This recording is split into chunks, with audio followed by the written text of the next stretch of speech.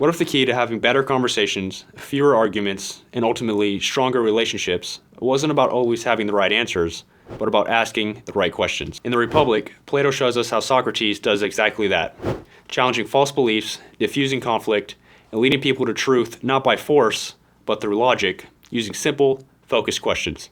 In this episode, we'll explore how the Socratic method works, how Plato uses it in a real dialogue, and how we can apply it in our own lives to think more clearly, connect more deeply, and argue less and better. Let's get into it.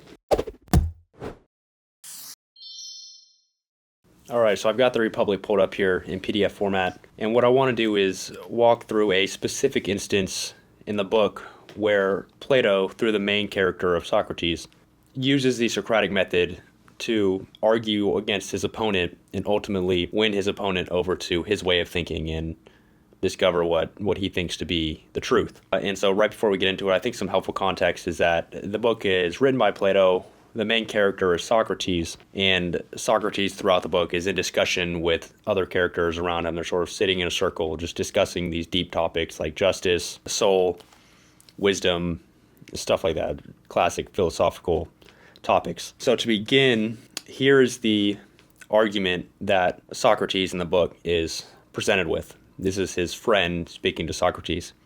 He says, "You can't avoid the conclusion, my simple-minded Socrates, that a just man comes off worse than an unjust in every situation." And so his friend is going to argue that injustice is better than justice. He says, when a partnership is dissolved, you will never find the just man better off than the unjust, because the unjust man will always cheat the just man and make more money and be better off. When it comes to paying taxes to the state, the just man will give his fair share, the unjust man less, and again, the unjust man is better off. When it comes to holding public office or some other job, the just man will not be corrupt. He will not do favors for his friends that are unjust, and therefore he will be unpopular, whereas the unjust man will. And he'll probably also profit from his corruption. And so his argument, of course, is, as I just mentioned, is that injustice is better than justice. And he takes his argument to its logical conclusion, which is that the highest form of injustice, what he calls the most complete form of injustice, is tyranny, which he says brings the greatest happiness. So think about someone today like Kim Jong-un or Vladimir Putin. These are very rich and powerful men. Would we say that they are the happiest of men? Would we say that they are better off than maybe just someone who's a normal citizen but who is just? Thrasymachus, the person Plato or Socrates is speaking with, thinks that injustice is better than justice. And he makes a pretty powerful argument for it. But whether or not you agree with this point of view, what I want to do is take us inside the shoes of Socrates, who is about to argue against this. And I want to ask, before we dive into how Plato responds to this, I want to ask, if you were in Socrates' shoes, how would you go about refuting this viewpoint? I'll give you a spoiler. Plato, through the voice of Socrates, thinks that justice is better than injustice. So how would we go about proving that? And before we get into it, there's sort of a simple diagram that I've drawn up to help us maybe visualize this a little bit, where this can be applied to really anything. At a fundamental level, when we have a disagreement with somebody, we are seeing it from our point of view. They are seeing it from another point of view. And what Plato is going to do is he's going to bridge this gap between the other person's point of view and his own. And as we're going to see, he's going to do it through asking a series of simple, focused questions, logical yes or no questions that build off one another, sort of bridge that gap between his opponent's view and his own. So let's go back to the text. And so the way he starts is with a question. He first locks down and defines what is his opponent's point of view. He says, "Is it your claim that perfect injustice is more profitable than perfect justice?" He says, "That certainly is my claim, and I've told you why." Now, asking this question and establishing the other person's point of view, I think, does two things. First, it enables you to actually understand where the other person is coming from and what they're saying. That thing is like the base from which you can then start to bridge that gap from the other person's point of view to your own. The second thing, asking a question like this up front to understand the other person's point of view, is that the other person feels understood. And when the other person feels understood, I think they're more receptive to hearing another point of view. So once he asks this question, he establishes the other person's point of view. He begins to sort of build off of that and bring him, again, like a trail of breadcrumbs almost, over to his own view. And so he makes sort of two subtle points, but we'll skip ahead right now to his final main argument. I recommend that you read the whole book for yourself if you're interested and have the time. But this is how he starts his final argument. It's sort of an odd question. He says, do you think a horse has something which is its function? Opponent doesn't really follow. So he makes it simpler. He says, can you see with anything other than your eyes? No. What about hearing? Can you hear with anything other than your ears? No. So we would be justified in saying that these are their functions. In other words, it's the function of the eyes to see and the function of the ears to hear. And this may seem unrelated, but as we'll see in a minute, Plato sort of has a grand plan that he's using these questions as sort of an analogy to lead into his final viewpoint, which is that the soul, which is performing its function well, is worth more than power or riches or anything of the like.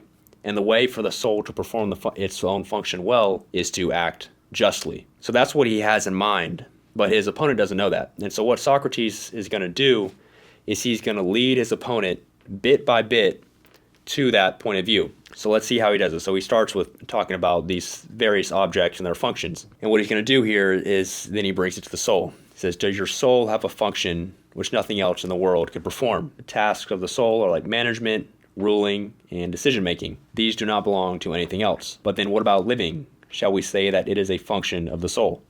Most definitely. And do we also say that there is an excellence of the soul? We do. So all of these are simple yes or no questions. In that case, will the soul ever perform its functions well if it lacks its own specific excellence? No. So a bad soul results in bad ruling and bad management, whereas a good soul results in the successful exercise of these functions, necessarily. And we agree that justice was excellence of soul and that injustice was vice or defect of the soul. We did. In which case the just soul and the just man will have a good life and the unjust man a bad one. And so you see sort of taking his opponent with him to where they now agree, but they're agreeing on Socrates' terms. They're agreeing from Socrates' point of view because he led his opponent like a bridge using these simple yes or no questions. And finally, he drills home the final point. So the just man is happy and the unjust man is miserable. They may as well be. But being miserable is not profitable, whereas being happy is, of course. So injustice, my excellent Thrasymachus, I hope I'm pronouncing that right, is never more profitable than justice. So here he drills home his conclusion. So I think this is an interesting argument that can be studied for its own sake of whether justice is truly better than injustice. But what I want to study and review is the structure of what just happened. Socrates and his opponent are arguing about which is better, justice or injustice. I think from the outset, Socrates had his own view that justice was better than injustice, but he's presented with this differing viewpoint, the exact opposite viewpoint, which is that injustice is better than justice. And think about how he approached this conversation. He first asks a clarifying question to make sure that he understands what is his opponent's point of view. Once he has a clear understanding of that, he then devises this clever bridge using simple yes or no questions to logically bring along the other person in his line of thinking to his own point of view and how he's viewing the subject. And I think this has very real applications for our own lives today. Think about the next time we're in an argument with somebody. Instead of just blurting out what we think is the right answer, and usually that's just going to result in you and the other person butting heads, let's first take a step back and ask a question, make sure that we understand the other person's point of view. Maybe we already understand it. Maybe it's even just for the sake of ensuring that the other person feels understood. And often we might think we actually understand the other person's point of view, but maybe we don't.